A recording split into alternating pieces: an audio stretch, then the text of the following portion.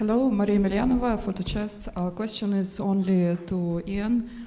As a player with more experience playing the World Championship matches, we already mentioned the weather today. It's really cold.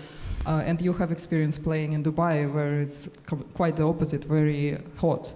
So discarding the fact that you're staying here in the hotel, if you were to choose to play in the conditions like this or the opposite, which one you prefer personally?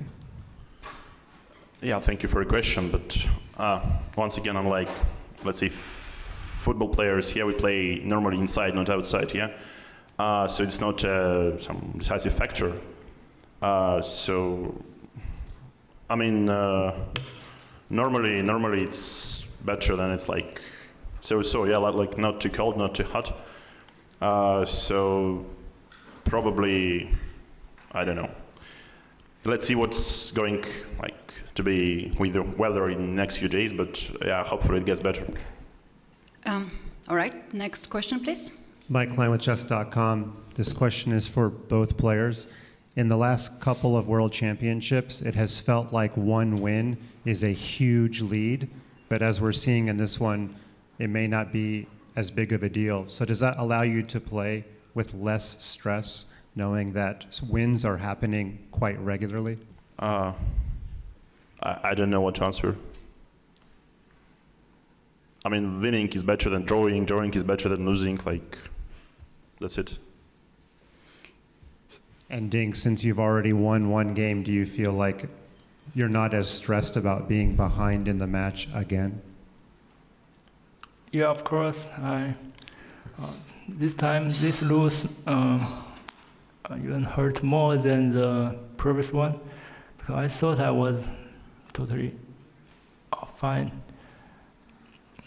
So, but okay, we still have many rounds. I hope I can recover from this tough lose. And just to be clear, you said this loss hurts more than the other loss, is that right?